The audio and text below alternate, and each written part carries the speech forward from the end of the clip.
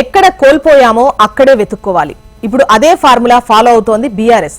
రాబోయే అసెంబ్లీ ఎన్నికలకు ఇప్పటి నుంచే రోడ్ మ్యాప్ వేసుకునే పనిలో పడింది. పార్టీని ట్రాక్ లోకి తీసుకొచ్చేందుకు ఇప్పటికే యువ మంత్రం జపిస్తున్న గులాబీ పార్టీ ప్రజల్లో పట్టు కోసం తమ ఓటమికి కారణమైన నిరుద్యోగుల సమస్యను ఎజెండాగా అసెంబ్లీ పార్లమెంట్ ఎన్నికల్లో వరుస ఓటములు, దానికి తోడు వీడిపోతున్న ఎమ్మెల్యేలతో బీఆర్ఎస్ ఉనికి ప్రమాదంలో పడింది. ఇక వరుస ఓటములపై విశ్లేషణలో విద్యార్థులు, యువత, ఉద్యోగ వర్గాలు తమ పార్టీకి దూరమైనట్లుగా గుర్తించింది గులాబీ హైకమాండ్. ఈ నేపథ్యంలోనే యువతపై ఫోకస్ చేస్తోంది. తెలంగాణలో వరుసగా 2 సార్లు బీఆర్ఎస్ అధికారంలోకి వచ్చింది.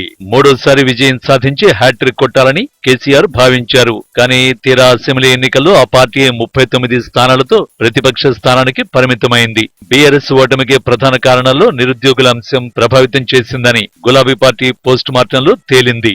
దీంతో ఇప్పుడు ప్రధాన ప్రతిపక్ష పార్టీగా నిరుద్యోగుల సమస్యలపై గులాబీ పార్టీ దృష్టి సారించింది. ఏ వర్గంలో పట్టును కోల్పోయిందో ఇప్పుడు ఆ వర్గాలకు దగ్గరవ్వాలని భావిస్తోంది. అందులో భాగంగానే నిరుద్యోగుల సమస్య ప్రధాన అజెండాగా ప్రజల్లోకి వెళ్లేందుకు డిసైడ్ అయింది.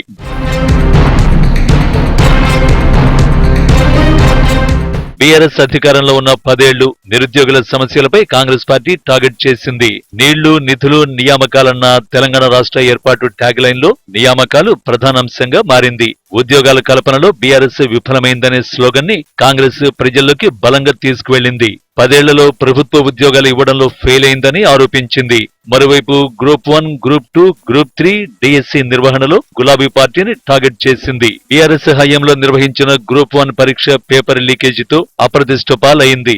రెండోసారి గ్రూప్ 1 పరీక్ష నిర్వహించిన హైకోర్టు రద్దు చేయడంతో 2 సార్లు గ్రూప్ 1 నిర్వహించిన ఫలితం లేకుండా పోయింది. 10 ఏళ్ల కాలంలో డిఎస్సిని కూడా నిర్వహించలేదని కాంగ్రెస్ గులాబీ పార్టీపై విమర్శలు చేసింది.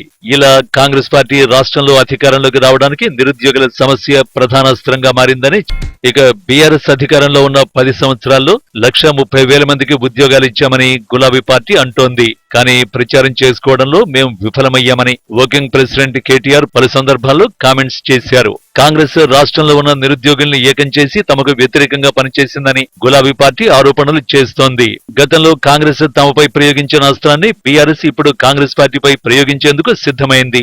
రాష్ట్రంలో కొద్ది రోజులుగా నిరుద్యోగులు తమ డిమాండ్స్ నెరవేర్చాలని పోరాటం చేస్తున్నారు. దీనికి బీఆర్ఎస్ అనుబంధ విద్యార్థి విభాగంతో పాటుగా బీఆర్ఎస్ పార్టీ మద్దతిస్తోంది. గులాబీ ప్రభుత్వంలో కాంగ్రెస్ అగ్రనేత రాహుల్ గాంధీ అశోక్ నగర్ వద్దకు వచ్చి నిరుద్యోగులతో మాట్లాడి వెళ్లారు. ఇప్పుడు రాహుల్ గాంధీ ఎందుకు మాట్లాడటం లేదని బీఆర్ఎస్ ఎదురుదాడి చేస్తోంది. డైలాగులు కొట్టిండ్రు, ఉదర కొట్టిండ్రు, ఉపన్యాసాలు ఇచ్చిండ్రు, అశోక్ నగర్ పోయినరు, ఆడ ప్రిపేర్ అవుతున్న పిల్లగాళ్ళని నెత్తి ఖరాబ్ చేసిండ్రు. చేసి ఏం చెప్పిండ్రు? 2 లక్షల ఉద్యోగాలు ఇస్తాం మొదటి సంవత్సరంలో. రాహుల్ గాంధీ చెప్పిండు, వాళ్ళు వీళ్ళు కాదు. ఇవాళ లీడర్ ఆఫ్ ఆపోజిషన్గా ఉన్న రాహుల్ గాంధీ ఆయనే చెప్పిండు, మొదటి సంవత్సరంలోనే 2 లక్షల ఉద్యోగ నియామకాలు చేస్తా అన్నాడు. మరి ఇవాళ జూలై 10, వాళ్ళు గద్దెనెక్కింది డిసెంబర్ 7. అంటే 7 నెలలు దాటి 8వ నెల అడుగు పెట్టినాం. ఇప్పటి వరకు ఒక్క నోటిఫికేషన్ ఇవ్వలేదు. ఇచ్చిన 2 నోటిఫికేషన్ కూడా ఏంటి, మనం ఇచ్చిన వాటిని క్యాన్సిల్ చేసి మళ్ళీ తిరిగి పిలిచింది. ప్రతిపక్షంలో ఉన్నప్పుడేమో 50,000 టీచర్ ఉద్యోగాలు ఉన్నాయి, డిఎస్సి పిలవాలి, మెగా డిఎస్సి అని లొల్లిపెట్టిన రేవంత్ రెడ్డి మనం ఇచ్చిన 5,000 రద్దు చేసి దానికి ఇంకో 5,000 తోడు చేసి దానికి ఇవాళ మెగా డిఎస్సి అని దానికే పేరు పెట్టి ఇవాళ ఆయన మళ్ళీ కొత్త ప్రకటన ఇచ్చిండు. ఈ 2 మనం రద్దు చేసి ఇచ్చిన వాటిని రీనోటిఫై చేసుడు తప్ప కొత్త నోటిఫికేషన్ ఒక్కటి ఇయ్యలే. రాష్ట్రంలో కాంగ్రెస్ అధికారంలోకి వచ్చాక సంవత్సరంలోనే 1,00,000 ఉద్యోగాలు భర్తీ చేస్తామని హామీ ఇచ్చి మాట తప్పారని బీఆర్ఎస్ నేతలు కామెంట్స్ చేస్తున్నారు. బీఆర్ఎస్ ప్రభుత్వం ఉన్నప్పుడు ఇచ్చిన నోటిఫికేషన్లకు కాంగ్రెస్ ప్రభుత్వం ఉద్యోగ పత్రాలు ఇస్తుందని గులాబీ పార్టీ అధికార పార్టీని టార్గెట్ చేస్తోంది. దీంతో రాష్ట్రంలో నిరుద్యోగుల అంశంలో బీఆర్ఎస్ కాంగ్రెస్ నేతల మధ్య పొలిటికల్ వార్ నడుస్తోంది. మరోవైపు గ్రూప్ 1 మెయిన్స్ పరీక్షకు 1:100 నిష్పత్తిలో అభ్యర్థుల్ని ఎంపిక చేయాలని కాంగ్రెస్ ప్రభుత్వాన్ని డిమాండ్ చేస్తున్నారు. గ్రూప్ 2, గ్రూప్ 3 ఉద్యోగాలను పెంచి పరీక్షలు నిర్వహించాలని కోరుతున్నారు. మరోవైపు డిఎస్సి పరీక్షలను వాయిదా వేయాలని నిరుద్యోగులు కోరుతున్నారు. దీంతో నిరుద్యోగుల్ని బీఆర్ఎస్ పార్టీ రెచ్చగొడుతోందని CM Revanth Reddy hot comments చేశారు. మొత్తానికి హైదరాబాద్ వేదికగా నిరుద్యోగులు చేస్తున్న పోరాటానికి మద్దతు తెలుపుతూ వారికి దగ్గరయ్యేందుకు గులాబీ పార్టీ ప్రయత్నాలు చేస్తోంది.